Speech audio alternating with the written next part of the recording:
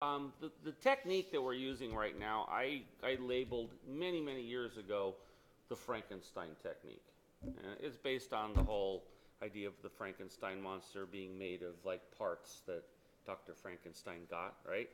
And so the idea there is that you make something part by part.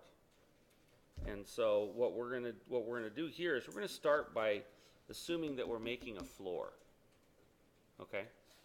And we want to think of this sort of polygon as having a floor that's going to have walls. Okay? So the walls are going to project up from the two long sides. So just to kind of give you a picture, a very large version of where we're going, we're making a much smaller version. We're creating something like this. You can see the shape down below of that polygon that we've created. And you get an idea, right, that it's got walls that are kind of taller at one end than they are at the other. They're tapering. Again, that notion of tapering is part of what we're going to associate with dynamicity. Okay?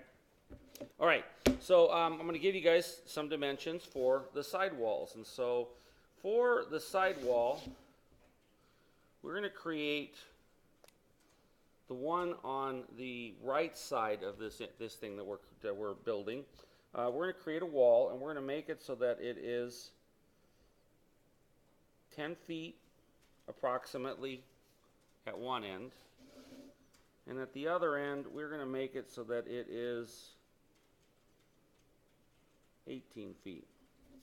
Okay? So that distance from there to there is 18 feet, and that distance from there to there, double check that, I think is 10 feet. Okay?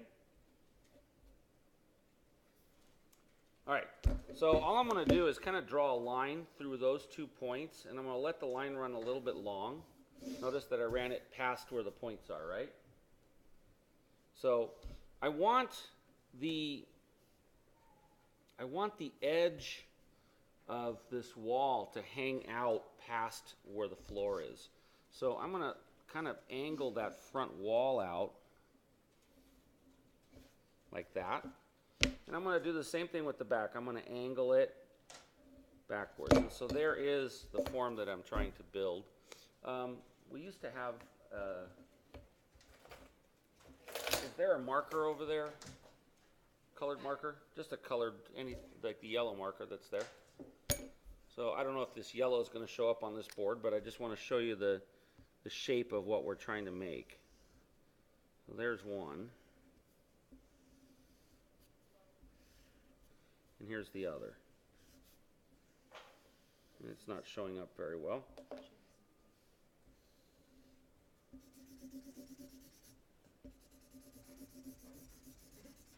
Okay? So what we're going to do on the opposite side is we're going to flip these dimensions. We're going to go 18 here and 10 there. Okay? So once again, I'm going to set that down, put a mark at 10, mark at 18, and I'm going to draw a line extending out past them. Okay? And same thing, I'm going to angle the walls out so that they're hanging forward and hanging back a little. Okay? And what I want to do is I'm going to cut these things out in pieces because I want to show you what happens when you start to think of it in terms of a floor and a wall. Okay? So here goes. What? I'll draw on the board. I think this thing can see it. So, how many minutes are we at? 4. All right, so that's fine. So I'm going to start with the floor. Okay? And here is my floor level.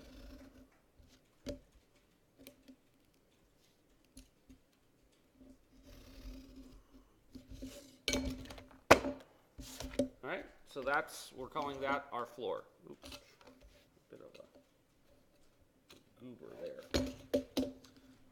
Now if I take this floor and I was to tilt it up like this, right, can you imagine that this becomes a wall in relationship to the floor?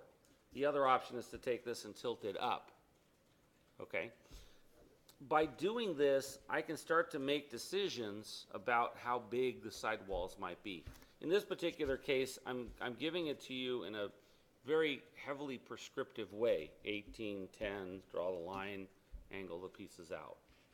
But the point I'm trying to make to you is that by thinking in terms of a floor and then tilting it up, you can start to think about how big or how tall a building might be, right, by virtue of how far above the floor it goes.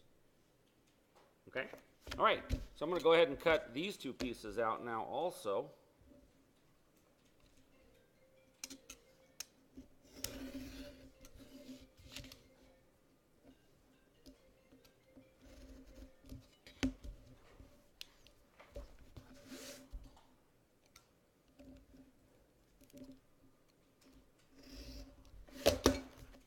So there's the first one.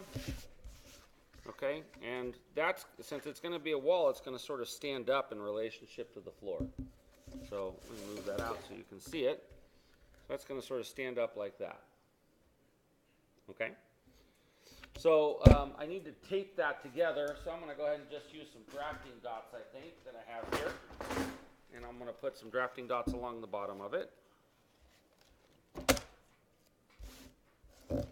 When you put these things together with the drafting dots, you need to leave just like the thickness of about 4 sheets of paper. You need to leave a little gap between the two so that when it folds up, it actually doesn't bind. So I'll hold that up to you guys so you guys can see it. See how there's a hairline between it? There's an air gap. Make sure that that can see it.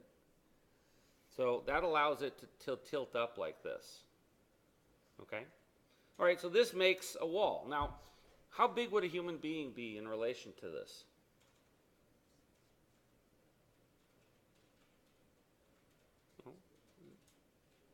Let's just assume that a human being would be 6 feet tall. Let me cut one.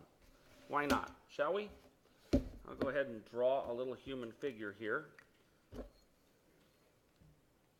And I'm just going to assume that it's a person my height, which is 6 feet.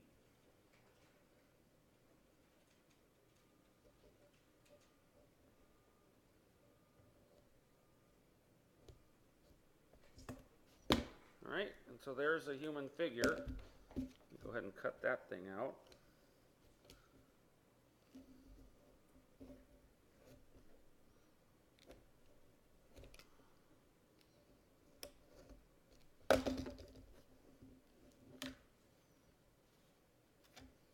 So if I hold that human figure up right here, okay, and I tilt that up, you start to get an idea of how tall the wall is in relation to the human figure, right? Grab me the glue, please. I'm going to go ahead and put the figure in here. I'm going to glue it in. Thank you.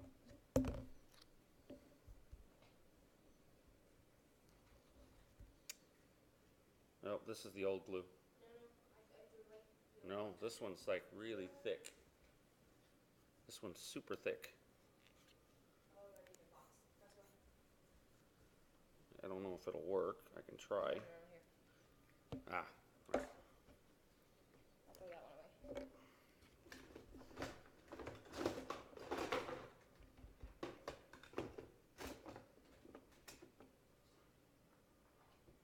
Ah, jeez. Had a lot of glue come out there.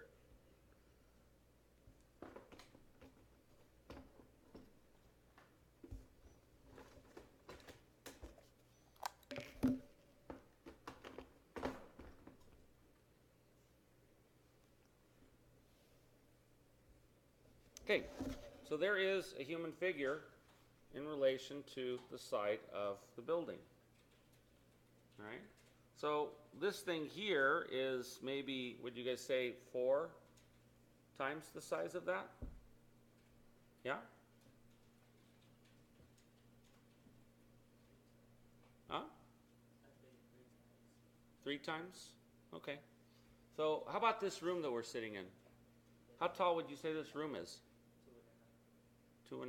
So this room's about 15 feet tall, right? So this is not really far off from this room, right? As far as the proportion of height to a human being. And this is part of what I want to just really drive home to you guys, is that when you're working on architecture, you really need to be thinking in terms of the scale of what you're doing. Don't just arbitrarily start making things. This is probably about as high as you want to go, okay, for a one-story building. Now, you guys have all come into the entrance of the building over here. How tall would you say that is? Would you say that it's maybe twice as high as this? Yeah? So that's about 30 feet, right? 30, 32 feet, something like that. So that should start to kind of tell you what spaces feel like when they're 32 feet high or when they're 10 feet high. Remember, this back part's 10 feet. Compared to a human being, that makes for a reasonably comfortable roof line. Okay? So, person in relationship to the lower number, that's 6 feet versus 10 feet. Person in relationship to the front number is about 20 feet. Okay? And a person's 6 feet tall. So, all right? Go ahead and let's stop this video before it